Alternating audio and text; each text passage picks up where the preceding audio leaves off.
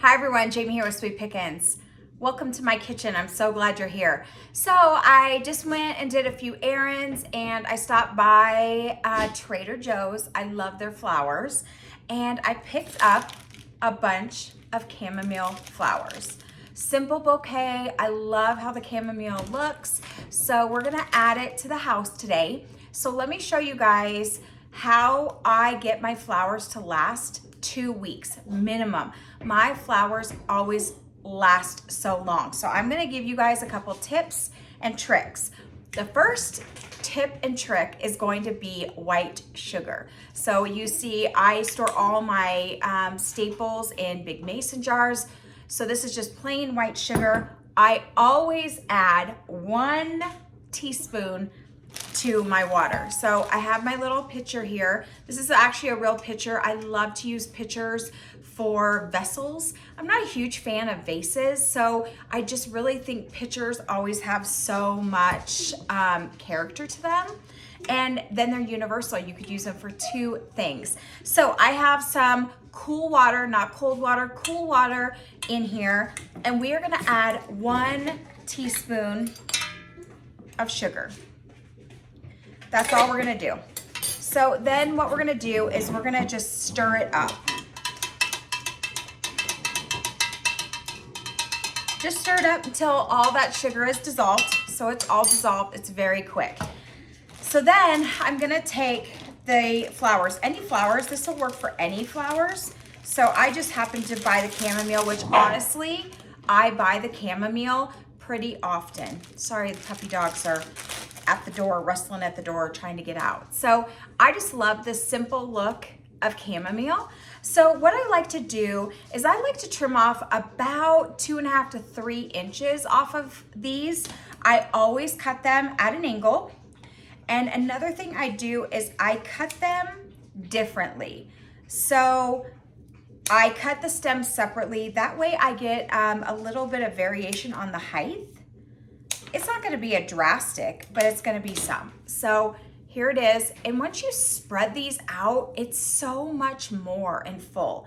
So then what we're gonna do is we're just gonna set these down into the vessel, see if we need to trim anything else, and if not, you're good to go. Look at how cute this is.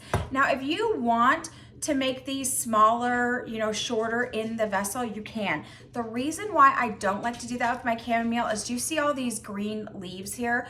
I love to see that. That just adds a little element of color, character, texture. So it's just so simple and super cute like this.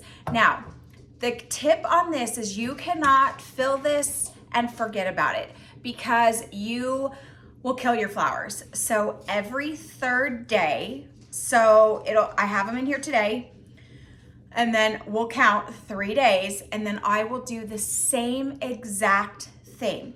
I will fill it up with cool water, another teaspoon of sugar, and then what I'll do is I won't trim 3 inches off. I'll just trim probably 1/4 of an inch off of these, just to give them some freshness so the water can really get in there. And I'm telling you, these will last me 2 weeks.